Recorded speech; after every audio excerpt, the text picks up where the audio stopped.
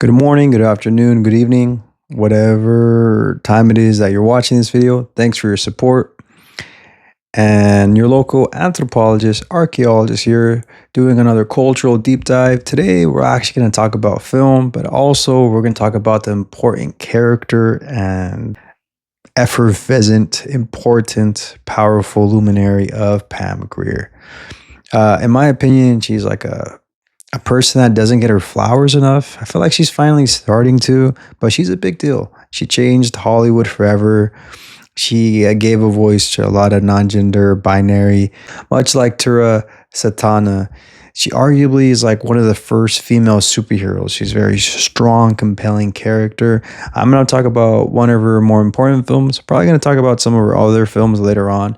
But today we're going to talk about Foxy Brown, her probably most well-known film, probably between that one and Coffee, spelled Coffy, as well as the Jackie Brown done by Quentin Tarantino. But yeah, dude, like Pam Grier is awesome. So like, let's get into it. The way we're going to break it down is first, we're going to break down this film through the lens that I like the most, which is hostile architecture. I talk about it a lot. I even have a playlist about it if you guys want to check out other videos where I talk about this complex topic of hostile architecture. The second section, we're going to talk about the empowerment through sexuality, since Pam Grier often uses that in her characters that she plays in her films. Three, we're going to talk about the spoiler section, talk about like Black Panther in America and whatnot. And then the last section, I'm going to give you my review of this film. All right, guys. So first and foremost, Blaxploitation and hostile architecture and how they're connected. So the way I'm going to talk about this is I'm going to talk about some compelling scenes. First, I'm going to talk about the fact that there's just a lot of drugs in this film, whether it's by users, people traveling, and it's prevalent. Why? Because drugs are prevalent in communities of color. I've talked about this a lot. The war on drugs is essentially the war on poverty, and all these are essentially the war on race. And we don't have to get into the history of the FBI and DEA playing their hand in different gang activities and manipulating drugs so poor people can get hooked on drugs. So that's why they have criminals, so they can fund the military industrial complex. We won't get into it, I kind of just did. But you see it, right? In my opinion, Blaxploitation and hostile architecture are one and the same. Yes, there's this way of talking about, the Black African-American experience, living in the hood in these poor, slummish times. And sometimes it's hard to articulate that. And I honestly think that's what hostile architecture is. Once again, if you guys haven't seen my other films where I talk about this, but hostile architecture is literally the idea of the feeling kind of like imprisoned or hostile by the environment around you, or feeling unwelcoming. Most of the time, we may not experience it or think about it in everyday life. It's more easy to think about maybe how hostile architecture feels people that are homeless. If you notice in your neighborhood around you, do your park benches have a place where people can lay down? If they do, then your park doesn't have hostile architecture related to it. But if it has little divots, a little break so you can't lay down, looks like it does have hostile architecture. Does your neighborhood have sidewalks? That's an also sign of hostile architecture. They want people walking in the street. They don't. You probably have an environment of hostile architecture, or it's obviously that your community isn't getting the resources it needs, like having sidewalks. Do you even have a stoplight at night, or does it get really dark? That's another example of hostile architecture where people are not getting the resources around you. Are you in a gated community, closed community? Do you have barbed wire around you? Do you have streets? Do you have dirt roads? All these different environments are connected to hostile architecture, and all these things can be seen in the concrete jungle of the hood. And that's prevalent all over in this film. And even in some important scenes in the film that highlight hostile architecture is one, the fact that the scene where Foxy humiliates a judge. I won't get too much detail, but maybe you can put two and two together. But she completely humiliates him and exploits the fact that he's doing things that he basically shouldn't be doing, and makes it a big old scene. Right.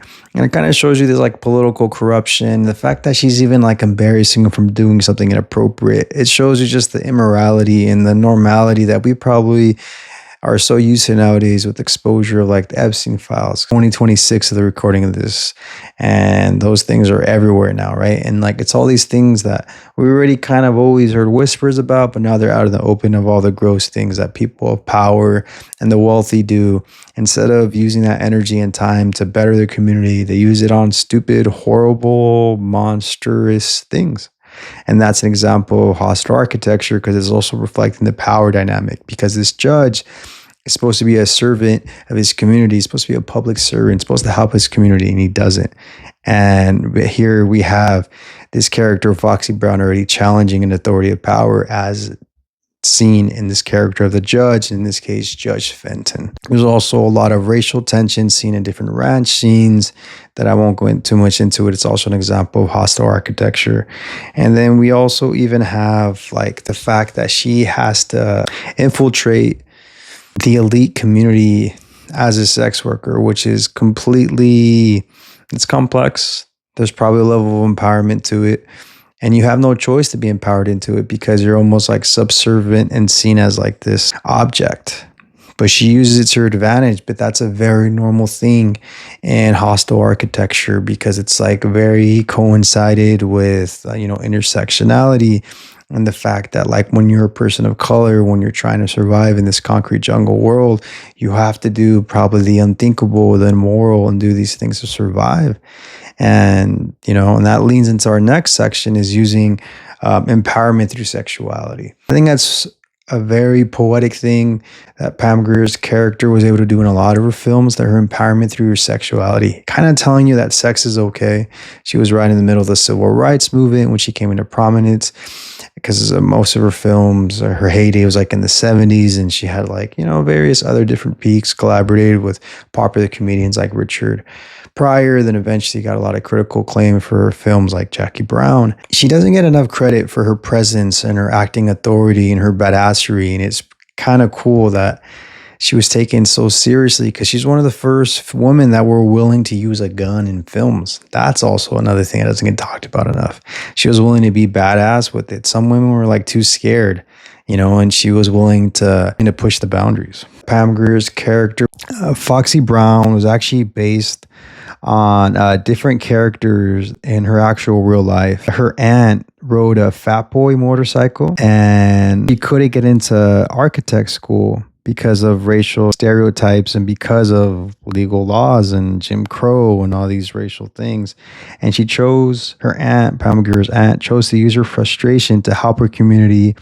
And she worked for Plane Airlines and as a maintenance worker. It's crazy because she wasn't allowed to fly, but she was allowed to clean the airplanes.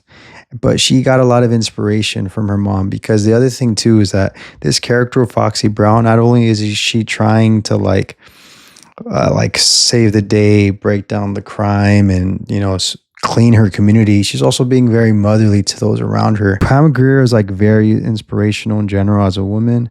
She was trying to escape all the racial chaos that was affiliated with the 1970s, and she was given an opportunity to become an actress, and she trained herself how to act. She read the Stanislavski Method herself to act on her way to the Philippines when she first started filming through like the Jack Hill films. The Birdcage.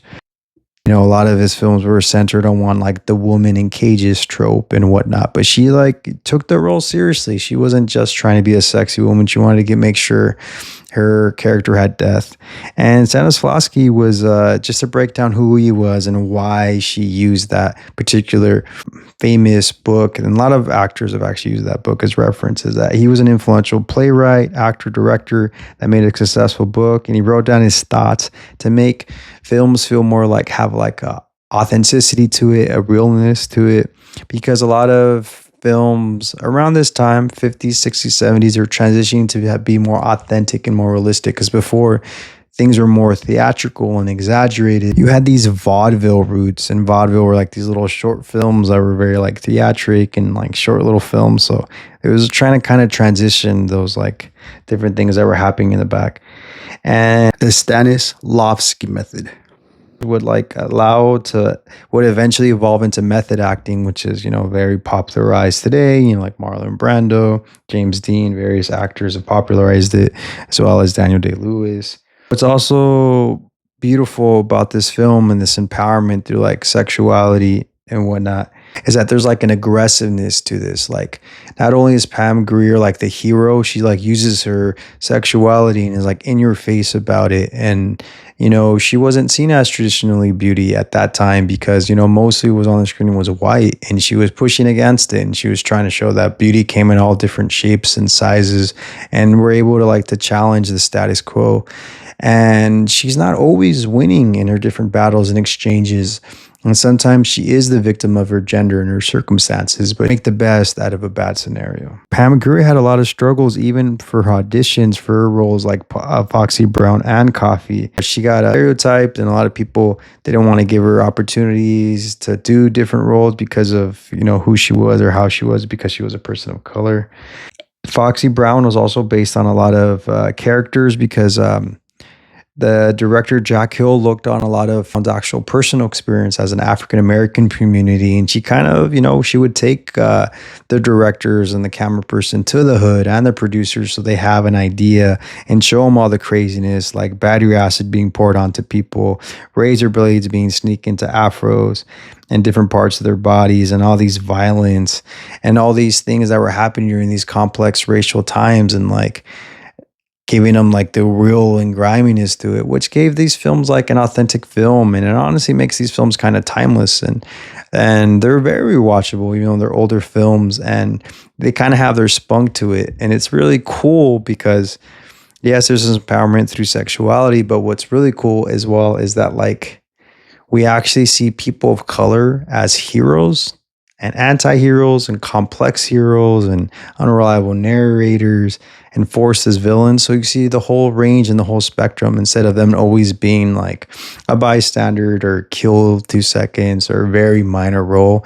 We see them being empowered and taking control of the films and doing the type of films they wanted to do. Yes, this is filmed by a white director, Jack Hill, but he allowed a very collaborative process, and Pam Grier played a lot of the role in production and would even change things in the script and kind of gave her own little feel to it, because Jack Hill wanted a authentic film to represent the diversity of that time. So for this next section is just the spoiler section, just to talk about like society and the Black Panther Alliance. Spoiler warning. Talking about spoilers, timestamps are going to be in the description. So if you want to skip ahead, by all means, you're welcome to do it. If not, just keep listening. It's a very minor spoiler, but it's a spoiler nonetheless. In my opinion, this is the most important part of the film. And it's the fact that she was asking for the Black Panther Alliance and like to ask them for their help because she ultimately needed them to save the day. Really one of the most compelling parts of the film, important parts of the film, that Pam Grier ultimately realizes that she can't achieve this by herself. She needs help. And the only way she can break this down is that she's only one person. She can't stop all this crazy shadiness that's happening with all these different drug dealers. And this ultimate, we have this like evil female boss, which is kind of cool. She's like a female villain that's like controlling and using like sex workers and moving all these drugs and having all these like political power of these powerful people. And she needs help because this person has a lot of wealth and power. And so she uses the Black Power Alliance and kind of tells them like, hey, can you help me fix the community? This is what you do. And she ultimately is able to convince them and shows them this beautiful empowerment. And it's just really cool because it's like the fact that Jack Hill, a white person, was willing to film a bunch of white people just getting like destroyed and killed and grenade and cut up on scene and shot. It's pretty cool. It was kind of like an FU to the man. It was kind of like an ultimate rebellion done in film way. And it's one of the powers of Blaxploitation, through this power of saying that like, we're not going to take it. This is the civil rights movement. We deserve to be empowered. And, Pam Grier and all the people in this cast played a very important dynamic, especially how successful this film was, when it's like, you know what? We're going to be our unapologetic selves. And that's beautiful. because you're supposed to be empowered through your own identity. That's the end of spoilers. We're going to go into the last section, my review. Pam Grier is awesome. She's dynamic. She's trying to be the Merle-Ponty and fight back against the society around her, and she's doing her best to be resilient.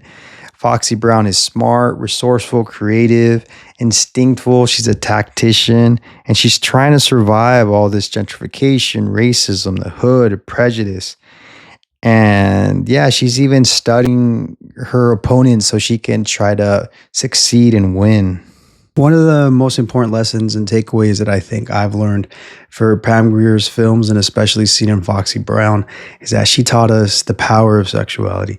And not necessarily that you always have to sleep with somebody or anything like that, but like use your sexuality, whether you're male, female, non-gender binary, use it as a superpower. Dress to impress, show off your assets, be empowered through it. Sex is the ultimate weapon. It's a tool that you can use to your advantage, and use it.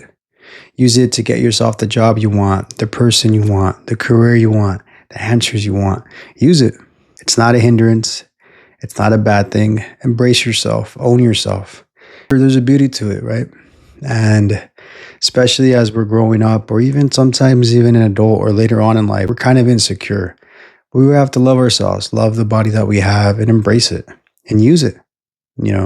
And especially because, she's a woman in color in the films, she always does a good job of using her body, her mind to get herself in and out of situations. Use it. It's not a bad thing. You shouldn't have shame associated with yourself, with your body and your own beauty and your own uniqueness, which I think is an awesome message that Pam Grier gives us in all her movies. Own it. Be you.